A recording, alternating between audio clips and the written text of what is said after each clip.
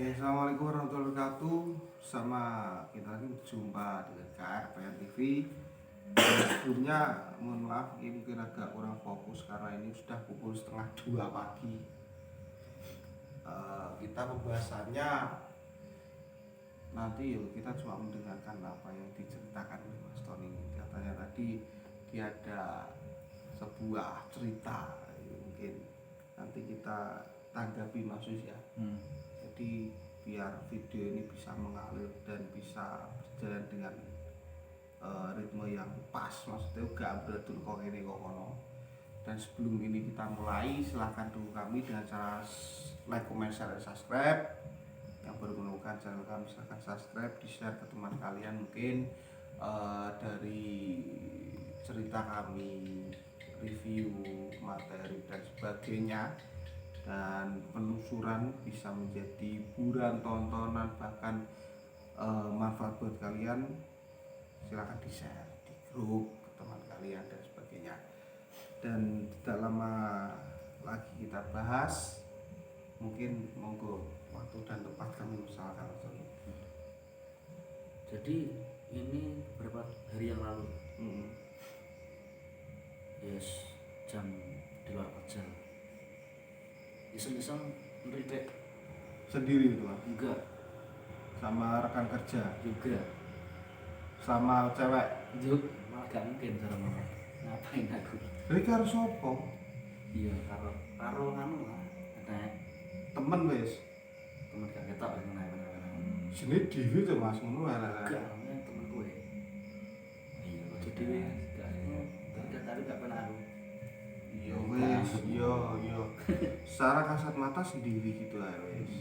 Dan memang ada temennya Mas Tony yang kita nggak bisa lihat. Iya kodim. Nek kodim gitu ya. Kodam. Monggo gimana? Jadi sekitar jam setengah 2 malam saya lepas dari tubuh saya, Mas Teh. Oh, jadi nek mun ritik anu cuma sukmane tok. Oke. Jadi posisi di rumah tadi Mas ya? Di tempat kerja. Saya seminggu belum pulang. Bener. Oh, alah. Baru pulang hari ini rencana. Iya. Tuh anu ning gudang iki kasih dipin berarti. Ini kok enggak itu bro. Oh iya.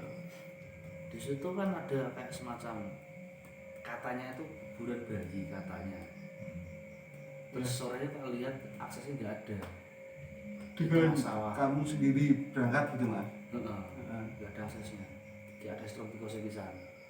Jadi gak mungkin nek mau ke sana ya. Malah nggak mungkin di sana Iya. nggak ada.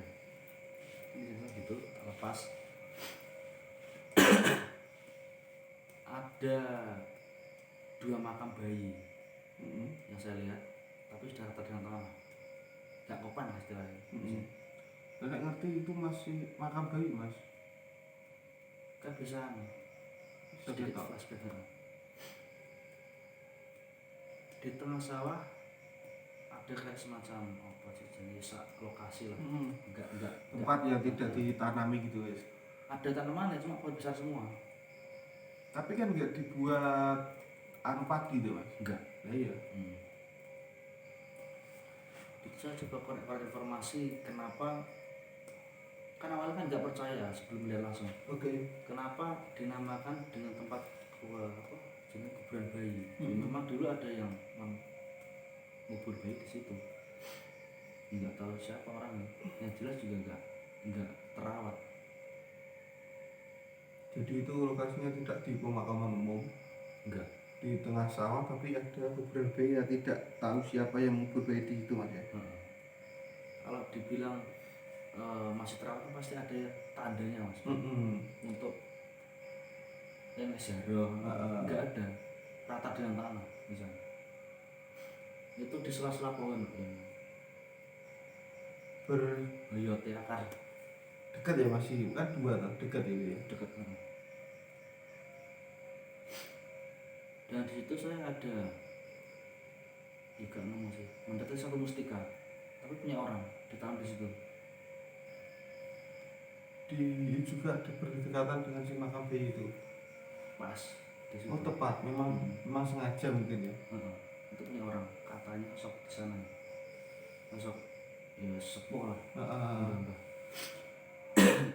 Itu ditanam untuk apa namanya, istilahnya perewangan.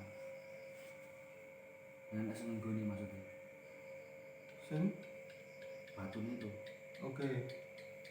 Agar nanti jika diambil itu ada isinya. Mau tak ambil nggak bisa ke sana masalahnya. Oh, sempet mau ngambil tapi memang akses mau ke sana nggak bisa itu. Nggak ada. Ada juga kalau hujan nggak bisa. Karena memang di tengah sawah. Itu cuma berapa sawahnya? Dua dok. Dari jalannya. Dekat. Tapi kan kalau siang bisa kan? Bisa, tapi muter. Galengannya nggak pas, nggak muter. Kalau malam kan resiko kita kan setrum. Tikus. Nah ya, kan bisa saja kalau ngambilnya itu siang. Bisa kerja ya orang bayar. Terus setelah itu saya coba untuk menceritakan fungsinya batu, kenapa harus di situ itu. Kan kalau kan aneh. Kalau bagi saya kan setiap tempat itu bisa ditanam seperti itu, pasti ada penunggunya saat nanti. Tapi kenapa harus di tempat kuburan bayi? Dan ternyata kuburan bayi itu bisa digunakan berbagai macam varian. Jadi niatan untuk menanam batu di situ agar nantinya yang bisa mengambil batu itu bisa dijadikan perantara atau alat untuk isgor normal gitu mas. Intinya seperti itu. Dan tanya lagi, maksudnya berbagai macam variasi itu seperti apa? Dia bisa untuk semisal usaha bisa, terus untuk ya mungkin yang enteng jodoh itu bisa, bahkan sampai parah itu dia juga bisa untuk membunuh orang lain. Dengan syarat tertentu ya, yang pasti mutlaknya harus ada tanah dari kuburan itu. Kuburan bayi itu. Jadi kalau ngambil seumpama itu buat nyantet atau ngirim biar meninggal itu harus dengan rangkaian tanahnya juga. Harus ada tanahnya. Ada juga syarat-syarat sedikit, apa namanya, ada jenis bunga yang mungkin di sini nggak ada ya, atau lupa bunganya apa. Itu terus kemudian kain hitam sama sisik ular. Bukan ular yang ganti kulit, enggak ya, sisik asli dari ular. Sekujur tubuh atau sepotong atau itu yang mungkin bener-bener dia mau targetnya lewat media itu, ditambah tanah dari kuburan itu sama sedikit campuran tanah dari korban kecelakaan kuburannya. Karena di situ kita nggak asal ambil, kita harus cari tahu dulu kalau mungkin orang meninggal itu dia sukanya apa gitu. Si tanah yang mau diambil korban ini maksudnya harus ada barternya. Kesukaan sama mas? Ya sih penunggu. Gitu. Nah enggak ya asal ambil nggak bisa.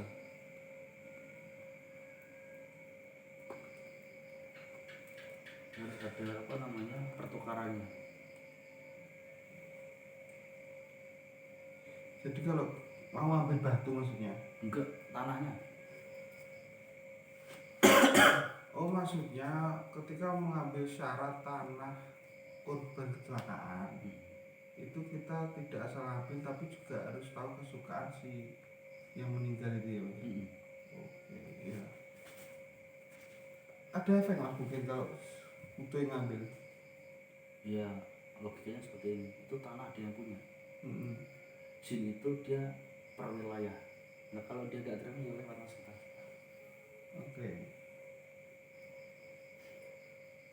Makanya kalau saya bilang menyakiti orang itu mudah-mudahnya ya mungkin cepat untuk menyakiti ya, tapi yang nggak paham bagi mereka ya wassalamualaikum warahmatullahi wabarakatuh. Gampangnya kita berguru secara otodidak, misalnya di video kan lebih menggiurkan cara yang mudah dan media yang gampang didapat. Apa masalah?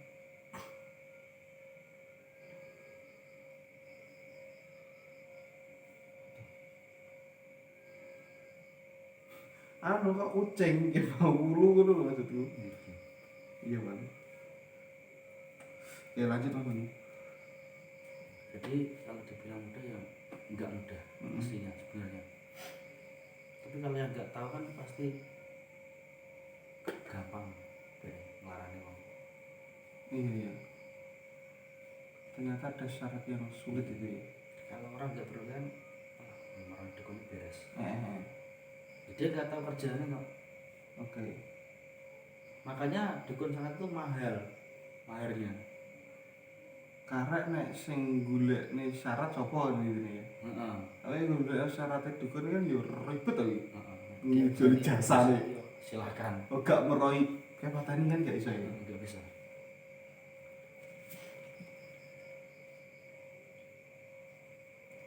Makanya ya pahami dulu kasarnya itu definisi ilmunya baru kita bisa jalan.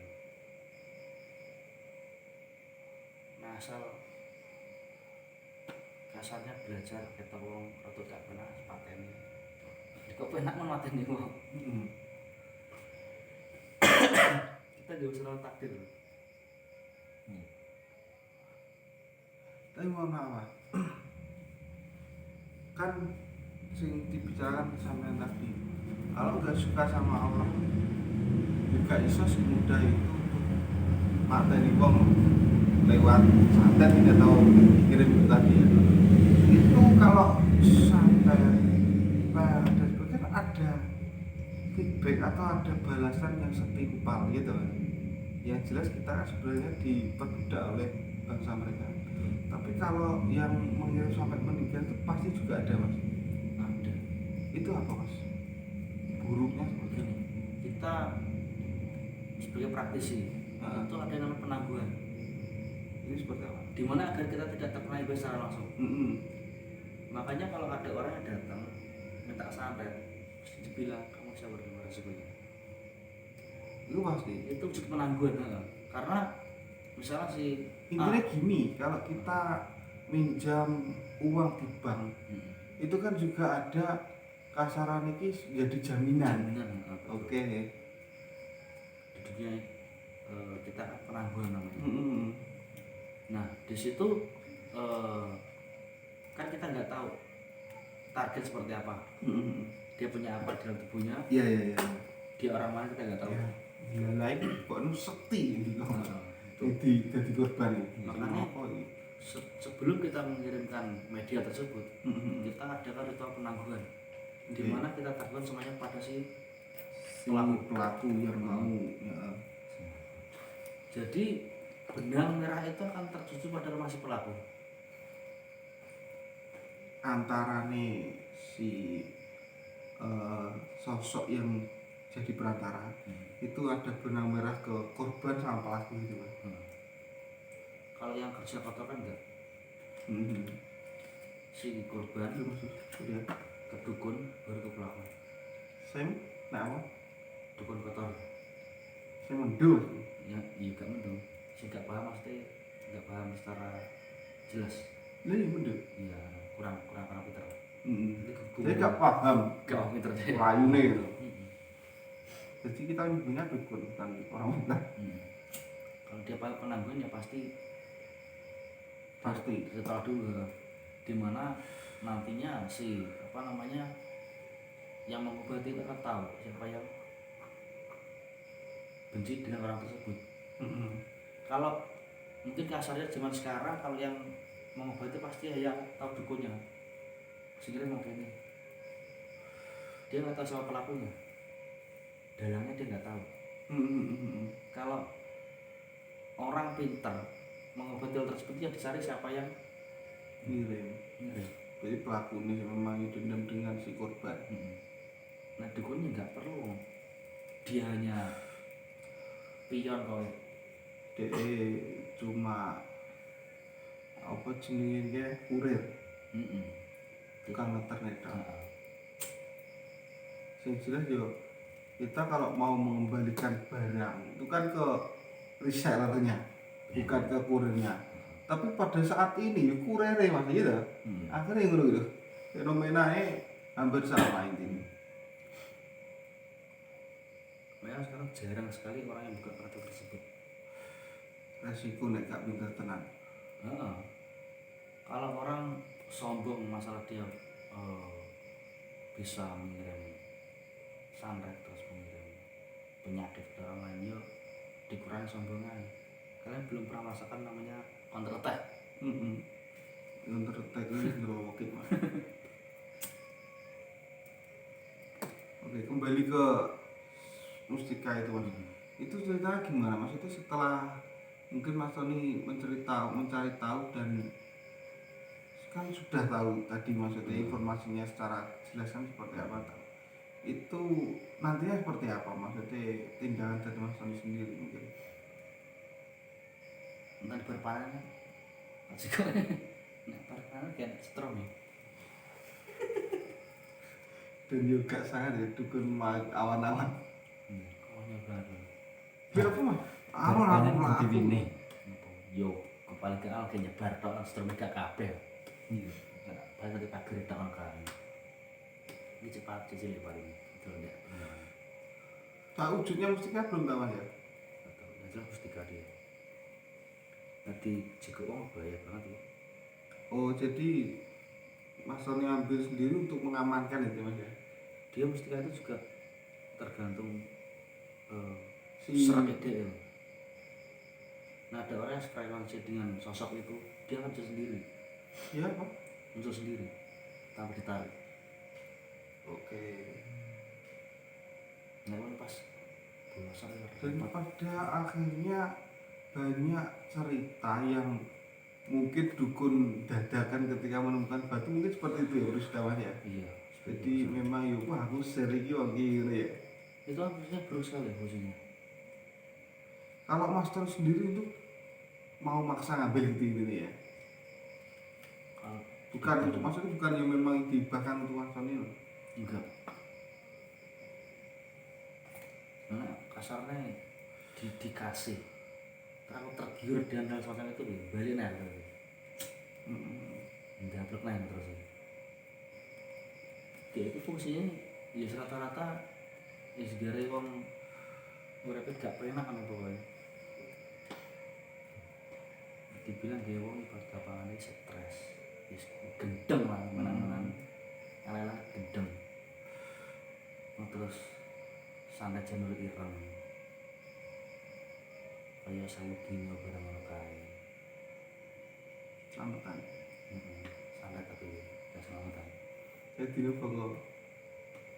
Iya lah. Terus saya dino ini nyelamatin. Tapi paling gak selamat. Gak sama belas. Oke, ada lagi mas mungkin cerita yang mungkin bisa dibahas atau masih tentang berkaitan itu lah. Terus semenjak itu gangguan setiap malam nggak ada. Maksudnya gimana? Sebelumnya ada gangguan? Termasuk teror itu loh. Teror saya dikirim di gudang yang sana. Itu kan tiap malam ada gangguan. Setelah kemarin itu nggak ada.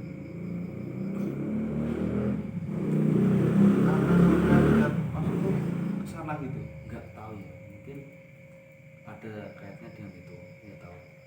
Sebelum itu yang jelas setiap jam 1 ke bawah itu ada yang ngetok pintu. Toko. Pasti ada. Tapi di rumah juga? Di rumah enggak. Oh enggak. Di sana. Dan dilihat dari CCTV itu nggak ada orang. Nah ini sama tinggal di gudang itu ada temen mas? Ada. 3 orang. Tapi nggak denger ya kalau ada seperti itu? Nggak ada.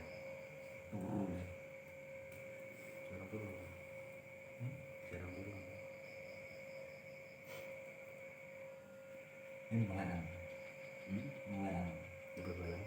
hmm? Ya bal-balan macam makan. Ya bal-balan. Mungkin cukup Mas Tony atau ada lagi? Cukup. Oke, jadi seperti itu guys. Eh, Kesimpulannya bukan karena media itu akan dibuat Mas Tony untuk ya dibilang tadi kan ya, niatan kita mungkin untuk mengamankan barang tersebut, sehingga bila mana dia jatuh ke tempat yang atau ke orang yang tidak tepat atau orang yang salah, itu sangat membahayakan karena yang mustika itu ampuh memang ya, Iya, sama benar-benar. ampuh, jadi memang bisa membuat uang keren. Wis ngono aku mantuk pol wis gak fokus ya, wis keren iki. Cara tembok ditembus. Maksudnya lewat jendela. Seperti itu dari kami, mohon maaf yang jelas kita memberikan sebuah cerita. Iki aja ditiru jan, pokoknya diambil manfaatnya tok. Kalau ada, kalau tidak ada ya sebuah tontonan belaka seperti itu. Sekian dari kami RPN TV. Mohon maaf. Wassalamualaikum warahmatullahi wabarakatuh. Aku ngurusno boyok. Ngurusno kursi rada mencang.